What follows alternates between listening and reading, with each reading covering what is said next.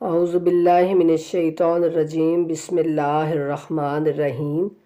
رب اشرح لی صدری ویسر لی امری واحلل عقدۃ من لسانی یفقہوا قولی واجعل لی وزیرا من اہلی اللہم صلی علی محمد وآل محمد وبارک وسلم تسلیما۔ اچھا جی، ہم نے پچھلے درس میں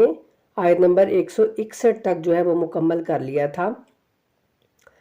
لیکن چونکہ اگلی تھوڑی سی آیت جو ہے اسی سے پیچھے سے ہی اس کے ساتھ ہی ملتی ہے، تو اس لیے میں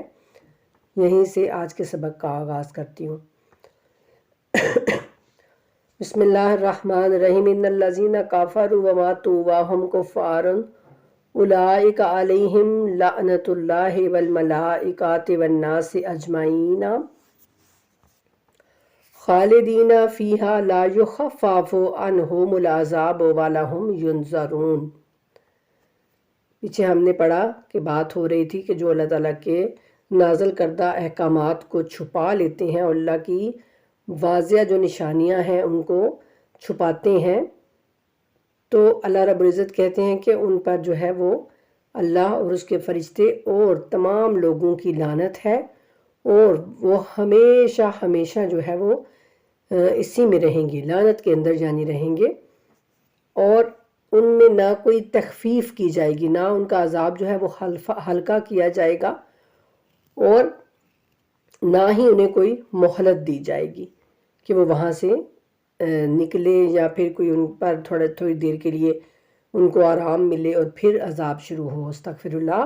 تو اللہ رب العزت کہتے ہیں کہ ان میں کوئی عذاب میں نہ کوئی کمی ہوگی اور نہ ہی کوئی ان کو مہلت دی جائے گی۔ تو اللہ رب العزت ہم سب کو اس عذاب سے جو ہے محفوظ رکھیں، اللہ تعالیٰ اپنا کرم کریں، سب پہ اپنا فضل کریں۔ اس سے آگے اللہ رب العزت پھر یہ بات ساری کر کے تو اللہ رب العزت اب اپنے بارے میں خود بتا رہے ہیں۔ اللہ رب العزت کہتے ہیں کہ وَإِلَٰهُكُمْ إِلَٰهٌ وَاحِدٌ، یعنی تم سب کا جو معبود ہے وہ ایک ہی ہے، واحد ہے، ٹھیک ہے، ایک اللہ ہے تم سب کا، جس کی تم عبادت کرو وہ صرف ایک ہے، لا الہ الا هو الرحمن الرحیم، اور نہیں ہے کوئی عبادت کے لائق سوائے اس کے جو کہ نہایت رحم کرنے والا ہے اور سب سے زیادہ مہربان ہے۔ اللہ تعالیٰ اپنی رحمان اور رحیم کی صفت سے یہاں پر پھر جو ہے وہ اللہ تعالیٰ خود کو بتا رہے ہیں ہمیں کہ میں رحمان اور رحیم ہوں تمہارا رب، ٹھیک ہے۔ تو اللہ تعالیٰ کہتے ہیں کہ تم سب کا معبود ایک ہی معبود ہے، اور اس نہایت رحم کرنے والے اور بڑے مہربان کے سوا کوئی تمہارا رب نہیں ہے، کوئی تمہارا معبود نہیں ہے، کوئی ایسا نہیں ہے کہ جس کی تم عبادت کر سکو، جس کا تم کہنا مان سکو، ٹھیک ہے۔ آگے اللہ تعالیٰ اپنی نشانیاں اپنی یعنی کہ قدرتیں دکھا رہے ہیں ہمیں کہ اللہ تعالیٰ نے کیا کیا ہمارے لیے جو ہے وہ ایجاد کیا ہوا ہے۔ ان فی خلق السماوات والارض واختلاف اللیل والنہار والفلک التی تجری فی البحر بما ینفع الناس وما انزل اللہ من السماء من ماء فاحیا بہ الارض بعد موتها وبث فیہا من کل دابۃ وتصریف الریاح والسحاب المسخر بین السماء والارض لآیات لقوم یعقلون۔ ارشاد باری تعالیٰ ہو رہا ہے کہ بے شک آسمانوں اور زمین کی جو خلقت ہے، جو پیدائش ہے، رات اور دن کا بدلنا، کشتیوں کا لوگوں کو فائدہ پہنچانے والی چیزوں کو لیے ہوئے سمندروں میں چلنا، اور آسمان سے پانی اتار کر زمین کو مردہ ہو جانے کے بعد زندہ کر دینا، اس میں ہر قسم کے جانوروں کو پھیلانا، ہواؤں اور آسمان و زمین کے درمیان مسخر بادلوں کے رخ بدلنے میں یقیناً عقل مندوں کے لیے نشانیاں ہیں۔ اب اس کو ذرا آپ غور سے پڑھیے کہ اللہ تعالیٰ ہمیں کن کن اپنی نعمتوں کی گنتی کروا رہے ہیں۔ اللہ تعالیٰ کہتے ہیں کہ آسمانوں اور زمین کی جو خلقت ہے، جس طرح سے ان کو میں نے یعنی پیدا کیا ہے، تو جو عقل والا ہے اس کو دیکھ کے پتہ چلتا ہے کہ یہ اس طرح سے بے وجہ ہی کوئی چیز پیدا خود بخود نہیں ہو گئی ہے۔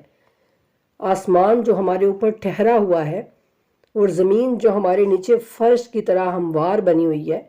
آخر ان سب چیزوں کو کس نے پیدا کیا؟ کبھی رات آتی ہے، کبھی دن آتا ہے، اور وہ دونوں جو ہے وہ ایک دوسرے کے آگے پیچھے یوں آ رہے ہیں، کبھی دن چھوٹا ہو جاتا ہے، کبھی رات بڑی ہو جاتی ہے، لیکن ایک معمول کے مطابق۔ ایسا نہیں ہے کہ ایک دن جو ہے وہ 14 گھنٹے کی رات ہے اور دوسرے دن جو ہے وہ 6 گھنٹے کی رات ہو گئی ہے، اس طرح سے نہیں ہوتا۔ یعنی ہم سب جانتے ہیں کہ ایک جب سے یہ دنیا بنی ہے ایک معمول کے مطابق سارا نظام جو ہے وہ چل رہا ہے۔ اور اللہ کہتے ہیں کہ کشتیوں کا، یعنی اتنی بھاری بھاری ہم دیکھتے ہیں، اتنی وزنی جو ہے وہ کشتیاں ہوتی ہیں، اور پھر وہ ٹنوں کے حساب سے جو ہے وہ اپنا وزن بھی لے کے پھرتی ہیں، اور پھر ان میں جو سامان ہوتا ہے ٹنوں کے حساب سے، ان کے اندر جو سامان ہوتا ہے، پھر ان کے اندر لوگ ہوتے ہیں، اور وہ پانی کے اوپر کس طرح سے تیرتی ہوئی ایک جگہ سے دوسری جگہ پر جاتی ہیں۔ سمندروں میں آخر ان کو کون تھامے رہتا ہے؟ کون ہے جو ان کو سمندروں میں چلا رہا ہے، ان کی نگہبانی کر رہا ہے؟ اور پھر آسمان سے پانی اتار کر زمین کو مردہ ہو جانے کے بعد زندہ کرتا ہے۔ یعنی ہم دیکھتے ہیں نا کہ کبھی کبھی کوئی بنجر زمین، یعنی جب کہیں بارشیں نہیں ہوتی، بہت کم بارش ہوتی ہے، تو وہاں پر جو زمین ہے وہ ساری پھٹ جاتی ہے، بنجر ہو جاتی ہے، اور کہتے ہیں کہ اب یہاں پر جو ہے کافی عرصے سے بارش نہیں ہوئی، تو اب قحط سالی کا موسم آ گیا ہے، یعنی قحط پڑ گیا، یعنی اناج نہیں اگ رہا ہے۔ تو وہ ہو جاتا ہے کہ زمین مردہ ہو گئی ہے، اور پھر جب اللہ تعالیٰ بارشیں برساتے ہیں تو وہی مردہ زمین جو ہے وہ زندہ ہو جاتی ہے۔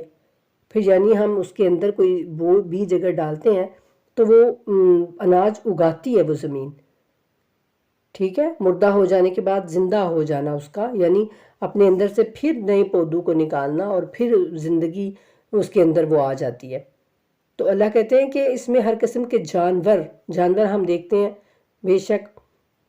سمندر میں، دریاؤں میں، اور یہ زمین کے اوپر اور آسمانوں میں جو اڑتے ہوئے سب کچھ، پرندے، جانور، ہر چیز جو ہے وہ آخر کس نے پیدا کی ہے؟ کون ہے اس کا جو خلق کرنے والا؟ تو اللہ کہتے ہیں کہ ہواؤں اور آسمان و زمین کے درمیان، یعنی ہوائیں جو چلتی ہیں، تو ہم سب جانتے ہیں کہ ہوا ہم سب کے لیے کتنی ضروری ہے۔ ہوا اور پانی کے بغیر جو ہے انسان کا زندہ رہنا ناممکن ہے۔ ہوا اور پانی کی اشد ضرورت ہوتی ہے انسان کو۔ تو ان ہواؤں کے بارے میں اللہ تعالیٰ ہمیں ہماری یاد دہانی کروا رہے ہیں، اور آسمانوں اور زمین کے درمیان جو بادل ہیں، یعنی کبھی اگر آپ نے جہاز کا سفر کیا ہو تو بادل وہاں پر اس طرح سے اڑ رہے ہوتے ہیں جیسے کوئی روئی کے گولے بنے ہوئے ہیں، روئی کے بڑے ہی نرم سے جیسے وہ ہوتے ہیں، اور اس طرح سے وہ محسوس ہوتے ہیں، اور پھر ہمیں یعنی محسوس بھی نہیں ہوتا، اور جہاز ان کے اندر سے گزر جاتا ہے۔ تو کتنی عجیب و غریب بات ہے نا۔ اللہ تعالیٰ یعنی ہمیں وہ چیزیں اس وقت عجیب ہی نہیں لگتی، ہم بس کہتے ہیں کہ، لیکن اگر ہم سوچتے ہیں، اگر ہمارے اندر عقل ہے اور ہم سوچتے ہیں کہ یہ سارا کچھ آخر کس طریقے سے ہو رہا ہے اور کون ہے ان سب کا کرنے والا، تو بلا شک ہماری زبان سے پھر نکلتا ہے کہ سبحان اللہ، سبحان ہے وہ ذات جو یہ سب کچھ کر رہی ہے۔ اللہ کہتے ہیں کہ زمین اور آسمان کے درمیان مسخر بادلوں کے رخ بدلنے میں، یعنی ہم دیکھتے ہیں نا بادل کبھی ادھر اڑتے جاتے ہیں، کبھی ادھر اڑتے جاتے ہیں، جدھر اللہ تعالیٰ کا حکم ہوتا ہے اس زمین پر وہ برس جاتے ہیں۔ تو یہی ساری باتیں کر کے، اپنی ساری قدرتیں جو ہیں وہ اللہ تعالیٰ دکھا کے، اپنی ساری نعمتوں کو اللہ تعالیٰ گنوا کے، تو ہمیں کہہ رہے ہیں کہ جو عقل والے میرے بندے ہیں نا، ان کے لیے ان سب چیزوں میں نشانیاں چھپی ہوئی ہیں کہ ان کو پتہ چلے گا کہ ہمارا رب کتنی قدرت والا ہے۔ آگے اللہ کہہ رہے ہیں کہ وَمِنَ النَّاسِ مَن يَتَّخِذُ مِن دُونِ اللَّهِ أَندَادًا يُحِبُّونَهُمْ كَحُبِّ اللَّهِ وَالَّذِينَ آمَنُوا أَشَدُّ حُبًّا لِلَّهِ وَلَوْ يَرَى الَّذِينَ ظَلَمُوا إِذْ يَرَوْنَ الْعَذَابَ أَنَّ الْقُوَّةَ لِلَّهِ جَمِيعًا وَأَنَّ اللَّهَ شَدِيدُ الْعَذَابِ۔ اللہ رب العزت فرما رہے ہیں کہ بعض لوگ ایسے بھی ہیں، یعنی یہ ساری قدرتیں، یہ ساری نشانیاں اللہ تعالیٰ بتا کے گنوا کے، تو پھر اللہ کہتے ہیں کہ بعض لوگ ایسے بھی ہوتے ہیں جو دوسروں کو اللہ کا شریک بنا کر ان سے ایسی محبت رکھتے ہیں جیسی محبت اللہ سے ہونی چاہیے۔ یعنی اللہ رب العزت کہتے ہیں کہ سب سے زیادہ محبت تو پھر ان کو اسی سے ہونی چاہیے جو ان کے لیے یہ ساری چیزیں پیدا کرتا ہے، ان کی ہر چھوٹی سے چھوٹی چیز کا خیال رکھتا ہے، ہوا کے اندر جو بھی ہمارے لیے بہترین چیزیں ہیں وہ بھی ہمارے لیے مہیا کرتا ہے۔ یہی ہوا اگر زہریلی ہو جائے تو اسی میں سانس لینے سے بہت ساری بیماریاں پیدا ہو جاتی ہیں، لیکن اگر یہ ہوا جو ہے وہ صاف اور شفاف ہو تو وہ ہمارے اندر کو تندرست رکھتی ہے، ہمیں صحت مند رکھتی ہے۔ تو یوں اللہ تعالیٰ کہتے ہیں کہ چھوٹی چھوٹی یعنی جو چیزیں ہیں میں نے انسان کے لیے پیدا کی ہیں، اور پھر میں رحمان ہوں، میں رحیم ہوں، اور میں ایک ہی بس اللہ ہوں ان کا۔ تو پھر بھی کچھ لوگ میرے ایسے ہیں جو دوسروں کو میرا شریک بنا کر پھر ان سے محبت بھی ایسی رکھتے ہیں جیسی محبت کہ ان کو اللہ سے ہونی چاہیے۔ یعنی اللہ رب العزت ہم کو بتا رہے ہیں کہ جو مومن ہوگا اس کے نزدیک سب سے زیادہ محبت جو ہے، محبت کا حقدار جو ہے وہ اس کا اللہ ہوگا۔ جو مومن ہوگا پکا، جس کا دل ایمان سے لبریز ہوگا، تو پھر اس کے نزدیک سب سے زیادہ محبت کا حقدار بھی اللہ رب العزت ہوگا، اس کے علاوہ اور کوئی نہیں ہوگا۔ اور آگے اللہ کہتے ہیں کہ جبکہ ایمان والے اللہ کی محبت میں شدید ہوتے ہیں، بہت سخت ہوتے ہیں، یعنی وہ اللہ سے ٹوٹ کے محبت کرتے ہیں، اللہ کے علاوہ وہ کسی سے محبت نہیں کرتے۔ اور یہاں پر اب ہم سب جانتے ہیں کہ بہت سے لوگ ایسے ہیں، کچھ تو نعوذ باللہ ایسے ہیں جنہوں نے بتوں کو اپنا اللہ کا شریک بنا لیا ہوا ہے، اور وہ بتوں کی اس طرح سے ان سے محبت کرتے ہیں، ان کی اطاعت کرتے ہیں، ان کے آگے سجدے کرتے ہیں، ان سے محبت رکھتے ہیں، سارا کچھ وہ بتوں سے کرتے ہیں، ان کی عزت کریں گے، ان کا اکرام کریں گے۔ اور کچھ ایسے ہیں جنہوں نے اللہ کے بندوں کو ہی اللہ کے مقابل کھڑا کر دیا ہے۔ اب چاہے استغفر اللہ وہ بندے تو ان کو ایسا نہیں کہہ کے گئے نا، جیسے کہ یہ عیسائی ہیں، انہوں نے جناب عیسیٰ علیہ السلام کو جو ہے وہ اس قدر، اب ہم یہاں پر دیکھتے ہیں اسپین میں، تو یہاں پر جو ان کے گرجے بنے ہوئے وہاں پر جناب عیسیٰ علیہ السلام کی بت بنے ہوئے ہیں، جناب مریم علیہ السلام کے بت انہوں نے بڑے بڑے بنا کے، ان کی تصویریں بنا بنا کے وہاں پر لگائی ہوئی ہیں، اور اپنی یہاں پر یعنی ان کے اپنے گھروں میں بھی ان کی تصویریں ہوں گی، ان کی جو دکانیں ہیں اس طرح سے، یعنی ان کے بت اور ان کی تصویریں انہوں نے بنائی ہوئی ہیں، اور انہی کی یہ عبادت کرتے ہیں اور ان کی پوجا کرتے ہیں، سارا کچھ کرتے ہیں، اور انہی سے یہ اتنی محبت رکھتے ہیں اس طرح سے۔ لیکن اس محبت کا کیا فائدہ؟ یعنی جناب عیسیٰ تو اللہ کے رسول تھے، اللہ کے برگزیدہ بندے تھے، لیکن اب یہ ان سے محبت تو یہ کر رہے ہیں، لیکن ان کی تعلیمات سے یہ دور ہے، جو وہ کہتے تھے وہ یہ نہیں مان رہے، اس بات کا ان کو پتہ ہی نہیں ہے شاید، لیکن محبت یہ کہتے ہیں جی ہمیں عیسیٰ سے بہت محبت ہے، ہمیں مریم علیہ السلام سے بہت محبت ہے۔ تو ایسی محبت، اللہ کہتے ہیں کہ ایسی محبت پھر کس کام کی؟ اور جو یہودی ہیں وہ کہتے ہیں جناب عزیر کو انہوں نے نعوذ باللہ اللہ کا بیٹا بنایا ہوا ہے۔ تو اس طرح سے اگر چاہے وہ کوئی انسان ہے، چاہے وہ کوئی یعنی کہ انسان نہ ہو، کوئی اور اللہ کی مخلوق ہو جس کو یہ لوگ جو ہے وہ بنا لے اپنا رب، یا پھر کوئی نعوذ باللہ خود اپنے ہاتھوں سے بتوں کو بنا کے تو وہ ان کو آگے رکھ لے، جو بھی چیز اللہ کا شریک ہم بنا لیں گے، اللہ جیسی محبت ہم اس سے کریں گے، اسی کے بارے میں اللہ تعالیٰ کی یہ آیت ہے، اسی کے بارے میں قرآن کی یہ آیت ہمیں متوجہ کروا رہی ہے۔ اور اس کے لیے آپ کو جب دیکھنا ہو کہ آپ کے دل میں کیا ہے تو آپ کو فوراً پتہ چلے گا۔ جب بھی آپ پر کوئی مشکل وقت آئے گا تو آپ دیکھیں کہ آپ کس جانب جاتے ہیں، آپ کا دل جو ہے وہ کس طرف جھکتا ہے۔ اگر تو آپ کو اللہ سے زیادہ محبت ہے تو ظاہر ہے آپ کو اللہ یاد آئے گا، آپ کہیں گے کہ میں اپنے رب سے دعا کروں اور میں اپنے رب کے سامنے جھک جاؤں۔ لیکن اگر آپ کسی اور کو آپ نے اپنا الہ بنایا ہوا ہے، کسی اور سے آپ کو محبت ہے، تو پھر آپ کہیں گے کہ نہیں میں وہاں جی فلاں میں پیر صاحب کے پاس جاؤں، یا میں فلاں کسی اپنے بابے کے پاس جاؤں، یعنی جس طرح بھی آپ کا دل جو ہے وہ متوجہ ہو، چاہے وہ اب اس دنیا میں ہے یا نہیں ہے۔ لیکن اگر آپ کا دل اس طرف متوجہ ہوتا ہے تو اس کا مطلب ہے کہ آپ کے دل میں اللہ نہیں ہے۔ لیکن اللہ رب العزت کہتے ہیں کہ جو ایمان رکھتا ہے اس کے دل میں اللہ سب سے زیادہ ہوتا ہے، ہونا چاہیے نہیں، اللہ کہہ رہے، اللہ اس کی نشانی بتا رہے ہیں کہ جو ایمان والا ہوتا ہے اس کو اپنے رب سے بہت محبت ہوتی ہے اور اس کے دل میں اللہ ہی اللہ ہوتا ہے۔ اور آگے اللہ رب العزت کیا فرما رہے ہیں کہ کاش کہ مشرک لوگ اب دیکھ لیتے وہ بات جو وہ عذاب کے وقت دیکھیں گے، یعنی کاش کہ وہ لوگ جنہوں نے اب یہاں پر دوسرے لوگوں کو اپنی محبت کا جو ہے وہ دعوے دار بنایا ہوا ہے، کاش وہ اس دنیا میں دیکھ لیتے جو وہ قیامت کو عذاب کے وقت دیکھیں گے، کہ یہاں پر تو اب کوئی جو ہے وہ ان کی باز پرس کرنے والا نہیں ہے، کوئی ان کا حال احوال پوچھنے والا نہیں ہے۔ جن کو یہ دنیا میں بہت زیادہ محبت کرتے تھے، اب چاہے آپ یہ دیکھیں، اب چاہے وہ جناب عیسیٰ علیہ السلام بھی ہوں، کیونکہ جناب عیسیٰ آگے قرآن میں آتا ہے نا کہ اللہ تعالیٰ جناب عیسیٰ کو بھی بلا لیں گے اور کہیں گے کہ کیا آپ ان سے کیا آئے تھے کہ آپ مجھے جو ہے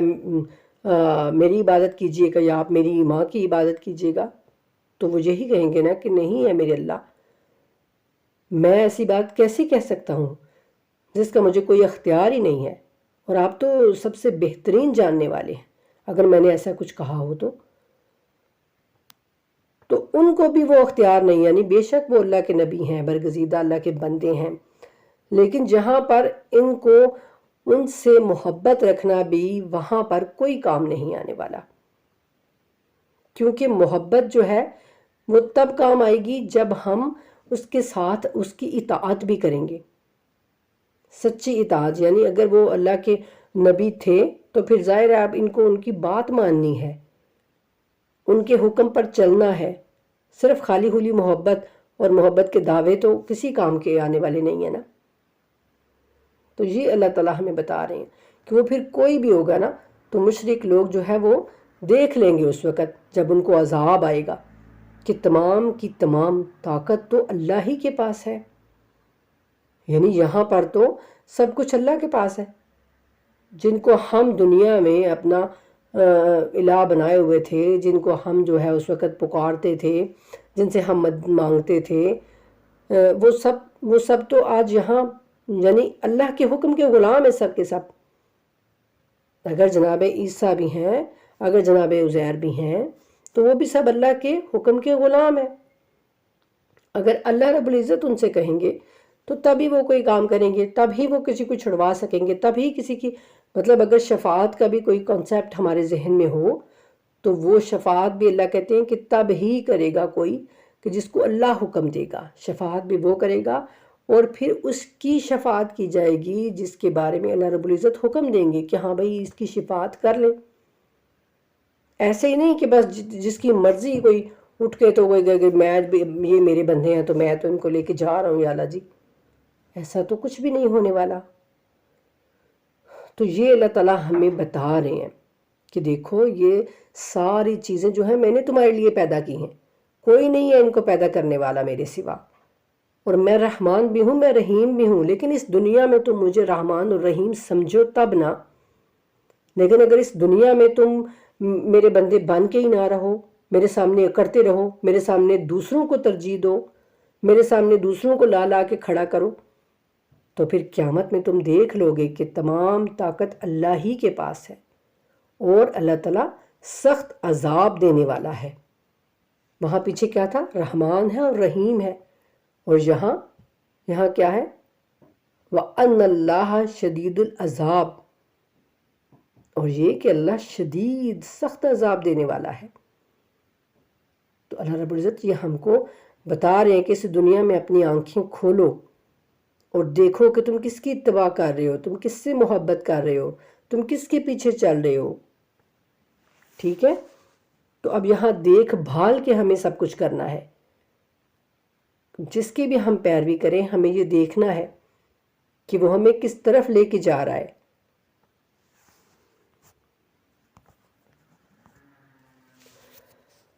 اور اس سے آگے اللہ تعالیٰ فرما رہے ہیں کہ وہ دیکھیں گے کہ ساری کی ساری طاقت اللہ کے پاس ہے. استبرأ الذین اتبعوا من الذین اتبعوا ورأوا العذاب وتقطعت بہم الاسباب. یعنی اللہ تعالیٰ وہ سارا ایک جو واقعہ وہ یہی ہماری آنکھوں کے سامنے اللہ تعالیٰ پیش کر رہے ہیں کہ جب بیزار ہو جائیں گے وہ لوگ. کون لوگ؟ جن کی لوگ اطاعت کرتے تھے نا دنیا میں، جن کی اللہ کو چھوڑ کر وہ بات مانتے تھے، جن کو وہ عزت دیتے تھے، جن سے وہ محبت کرتے تھے اللہ کو چھوڑ کر. تو جب وہ لوگ جو ہیں، جب وہ لوگ ان کو دیکھیں گے تو کہیں گے کہ آپ نے ہم کو اس طرح سے کہا تھا کہ وہاں تو ہم نے بخشے ہی بخشے جانا ہے، جنت میں چلے جانا ہے، ہم تو یہ ہیں، ہم تو وہ ہیں. جیسے کہتے ہیں کہ جو موسیٰ کو ماننے والے بنی اسرائیل کہتے تھے کہ ہم بھی تو بالکل جنتی ہیں، عیسائی کہتے تھے ہم تو بالکل جنتی ہیں. آج مسلمان بھی یہی کنسیپٹ بنائے ہوئے اپنے ذہن میں کہ ہم تو امت محمدی ہیں، ہم تو بالکل جنتی ہیں، ہمیں کچھ بھی نہیں ہونے والا، ہم جو مرضی کرتے رہیں. تو وہ جو آج کوئی بھی ہے، اگر وہ عالم ہے، کوئی مفتی ہے، کوئی مولوی ہے، جو بھی آج وہ لوگوں کو اگر یہ بتا رہا ہے کہ دیکھو ٹھیک ہے بس ہم سے جو گناہ ہو گئے، بس یہ رمضان آ گیا، استغفر اللہ پڑھ لو، روزے رکھ لو، تو بس ہم سب بخشے ہی بخشے جائیں گے، تو اللہ تعالیٰ تو معاف کر دیں گے. تو جب ان لوگوں کو وہاں پر وہ دیکھیں گے جن کی وہ اتباع کرتے تھے تو وہ کہیں گے کہ آپ تو ایسے کرتے تھے کہتے تھے، تو اب یہاں تو معاملہ ہی کچھ اور ہے. تو پھر وہ کہیں گے کہ اب ہمیں تو یعنی اپنی پڑی ہوگی ان کو. اب یہاں اللہ تعالیٰ کہہ رہے ہیں کہ جب پیشوا لوگ اپنے تابع داروں سے بے تعلق ہو جائیں گے اور دونوں عذاب کو اپنی آنکھوں سے دیکھ لیں گے اور ان کے تمام تعلقات جو ہیں وہ ختم ہو جائیں گے. ٹھیک ہے، یعنی اب یہاں دونوں عذاب کو اگر وہ کہہ رہے ہیں تو یہاں پر ظاہر ہے اللہ کے پیارے بندے نہیں ہوں گے شامل. یہاں پر اگر جناب عیسیٰ علیہ السلام جیسے ہیں یا جناب عزیر ہیں تو انہوں نے تو نہیں لوگوں کو کہا نا کہ ہمیں تم اپنا پیشوا، ہمیں تم اپنا اللہ بنا لو یا ہماری عبادت کرو، اس طرح سے انہوں نے تو نہیں کہا نا. تو یہ وہ لوگ ہوں گے جو یہاں خود کو منوانے کے لیے، اپنا آپ منوانے کے لیے لوگوں سے جھوٹ بولتے ہیں، اللہ کی باتیں ان کو غلط ملت ملا کے تو بس سنا دیتے ہیں، اور وہ لوگ یہاں پر بتائے جا رہے ہیں. ٹھیک ہے، اور یہاں پر لوگ ہے، یہ بھی نہیں ہے کہ کوئی یہ کہے کہ جی یہ تو کافروں کے لیے، مشرکوں کی شاید بات ہو رہی ہے کہ انہوں نے اپنے جو ہے وہ کافر بت بنائے ہوئے ہیں تو ان کی بات ہو رہی ہے، ہماری تو بات ہی نہیں ہو رہی ہے. یہاں پر لوگوں کی بات ہو رہی ہے کہ جب پیشوا لوگ اپنے تابع داروں سے بے تعلق ہو جائیں گے اور عذاب کو اپنی آنکھوں سے دیکھ لیں گے. ٹھیک ہے نا، یہ اس طرح کی جو باتیں، اس طرح کی جو آیتیں ہوتی ہیں یہ عموماً یہ کہتے ہیں جی یہ تو مشرک ہیں، جو کافر ہیں، جو بتوں کی پوجا کرتے ہیں نا، یہ ان کے لیے ہیں. اور انسان جو ہے، ہم جیسے لوگ بھی پھر کہتے ہیں کہ ہاں بالکل یہ تو ان کی، ہمیں تو ان سے کوئی لینا دینا ہی نہیں ہے. لیکن ہر آیت میں غور کیا کریں، ہر آیت کو غور و فکر سے پڑھا کریں اور دیکھا کریں کہ اللہ تعالیٰ کن کے بارے میں بات کر رہے ہیں. اور آگے اللہ تعالیٰ کہہ رہے ہیں کہ وَقَالَ الَّذِينَ اتَّبَعُوا لَوْ أَنَّ لَنَا كَرَّةً فَنَتَبَرَّأَ مِنْهُمْ كَمَا تَبَرَّؤُوا مِنَّا. اب دیکھا، یہ بھی لوگوں کی بات ہو رہی ہے یہاں پر. اللہ كَذَلِكَ يُرِيهِمُ اللَّهُ أَعْمَالَهُمْ حَسَرَاتٍ عَلَيْهِمْ وَمَا هُمْ بِخَارِجِينَ مِنَ النَّارِ. یہ مشرک یا بتوں کی بات نہیں ہو رہی. اور پھر بڑوں کی پیروی کرنے والے لوگ کہیں گے، یعنی جنہوں نے اپنے کوئی بڑے اس دنیا میں بنائے ہوئے تھے، ایسے جن کو اللہ نے نہیں بنایا تھا، لیکن انہوں نے خود اپنے لیے کچھ پیشوا، کچھ پیر، کچھ امام، کچھ ایسے بنا لیے تھے، نعوذ باللہ. ٹھیک ہے، کہ وہ پھر کہیں گے کہ کاش ہم دنیا کی طرف دوبارہ لوٹائے جائیں، یعنی جو ان کی پیروی کریں گے غلط لوگوں کی. ٹھیک ہے، جب وہ ان سے غلط لوگ ان سے اپنا رشتہ اس وقت توڑ دیں گے تو پھر وہ لوگ جو ان کی دنیا میں اتباع کرتے رہے تھے، ان کے پیچھے پیچھے چلتے رہے تھے، وہ لوگ پھر دنیا میں وہاں جا کر قیامت میں کہیں گے کہ کاش ہم دنیا کی طرف دوبارہ لوٹائے جائیں تو ہم بھی ان سے ایسے ہی لا تعلق ہو جائیں گے جیسے یہ ہم سے ہو رہے ہیں، یعنی جیسے یہ ہم سے ہوئے ہیں اسی طرح سے پھر ہم دنیا میں ان سے لا تعلق ہو جائیں۔ آج جہاں اپنے پیروں کے لیے بہت جو ہے کہتے ہیں نہیں جی ہمارا پیر بڑا جو ہے وہ اس طرح سے ہے، کوئی میں کسی کی بھی استغفر اللہ بات نہیں کر رہی، لیکن آج جو ہم نے بہت زیادہ فرقیوں میں بٹ چکے ہیں ہم، اور بہت زیادہ اس طرح سے ہو رہا ہے ہمارے اندر،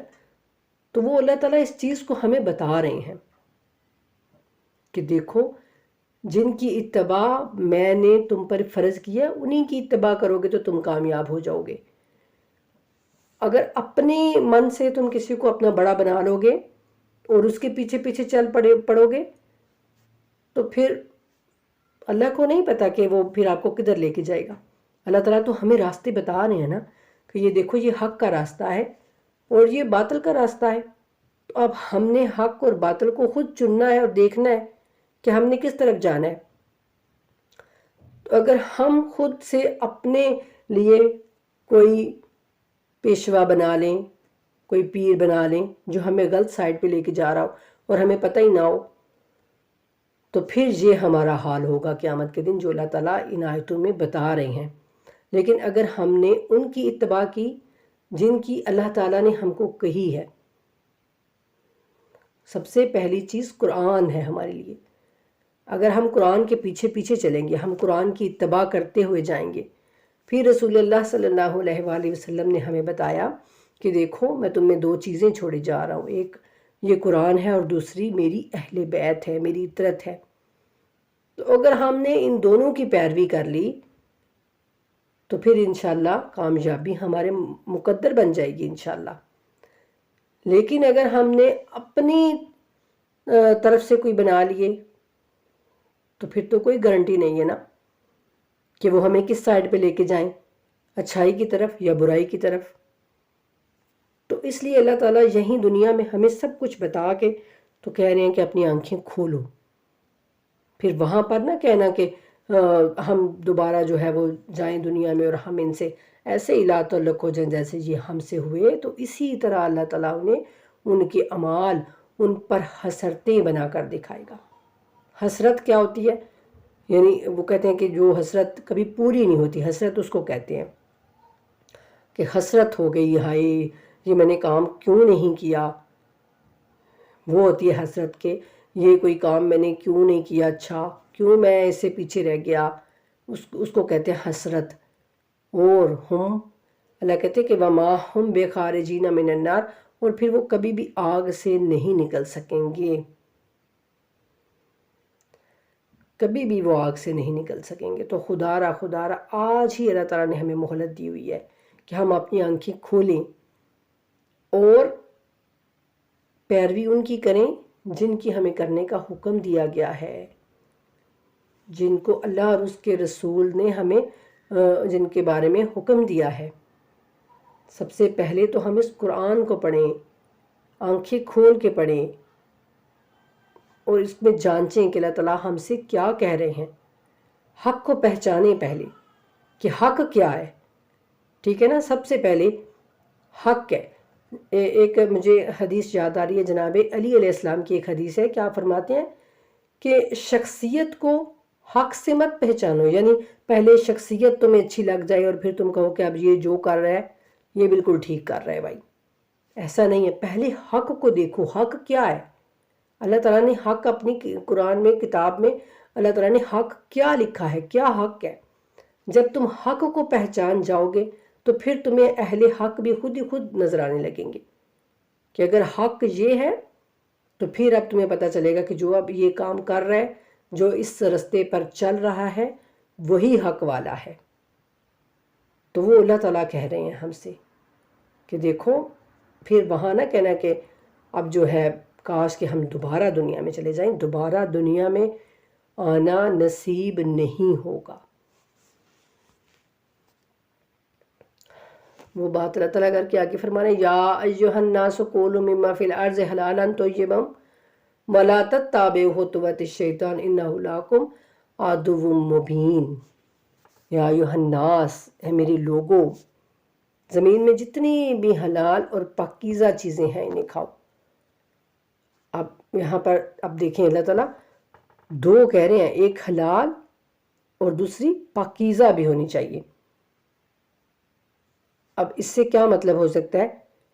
کہ جو حلال چیزیں ظاہر ہے وہ پاکیزہ ہی پاکیزہ ہوگی؟ نہیں، مثال کے طور پر گوشت جو ہے وہ حلال ہے، حلال گوشت اگر کوئی آپ کو اس طریقے سے دے کہ وہ رشوت کی مانند ہو، یعنی اس نے کوئی آپ سے کام کروایا ہے تو وہ آپ کو گوشت دے رہا ہے تحفے میں کہ جی یہ تحفہ ہے، لیکن حقیقت میں آپ کو بھی پتہ ہے کہ یہ مجھے رشوت کی طرح دے رہا ہے، اور اس کو بھی پتہ ہے کہ میں اس لیے ان کو یہ سارا کروں تاکہ یہ کوئی میرا کام کر دیں، میرا کوئی مسئلہ حل ہو جائے۔ تو اب وہی حلال گوشت آپ کے لیے پاکیزہ چیز نہیں رہے گی۔ پاکیزہ وہ ہوگی جو حلال اور بہترین طریقے سے آپ نے کمائی ہوگی، وہ ہوگی پاکیزہ بھی۔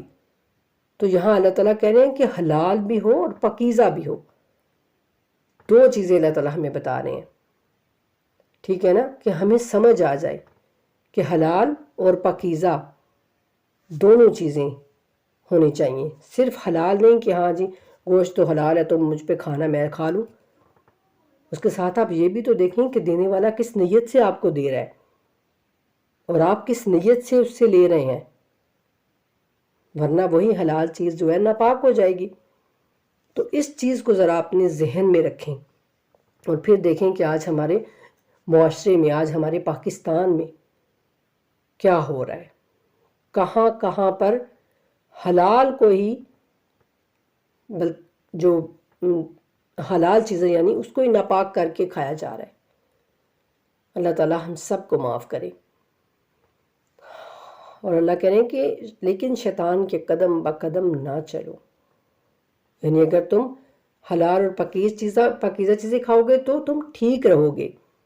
لیکن اگر تم نے ایسا نہیں کیا تو تم شیطان کے قدم بقدم چل رہے ہو پھر۔ اور اللہ کہتے ہیں کہ یقیناً وہ تمہارا کھلا دشمن ہے، یعنی تم کو میں نے بتا دیا ہوا ہے کہ تمہارا دشمن ہے شروع سے ہی، سرے سے ہی، جناب آدم علیہ السلام سے ہی، وہیں سے اللہ تعالیٰ نے ہمیں بتا دیا کہ شیطان تمہارا کھلا دشمن ہے، وہ تمہارے ساتھ کھل کے دشمنی کر رہا ہے، لیکن تم ہو کہ تمہیں سمجھ ہی نہیں آتی، وہ تم سے کھل کے دشمنی کر رہے اور تم اس سے کھل کے محبت کر رہے ہو، کھل کے تم کہتے ہو کہ آجو جو کرنا ہے میرے ساتھ کر لو۔ اپنا ضمیر، اپنا دل، اپنا دماغ، اپنی آنکھیں، اپنے کان، سب کچھ تم شیطان کو دے کے تو ہر چیز اپنی بیچ بیٹھے ہو۔ اللہ تعالیٰ ہم سب کو اس چیز سے محفوظ رکھے، ہمارے بچوں کو اس مصیبت سے محفوظ رکھے کہ وہ اپنا سب کچھ جو ہے وہ شیطان کے حوالے کر دیں۔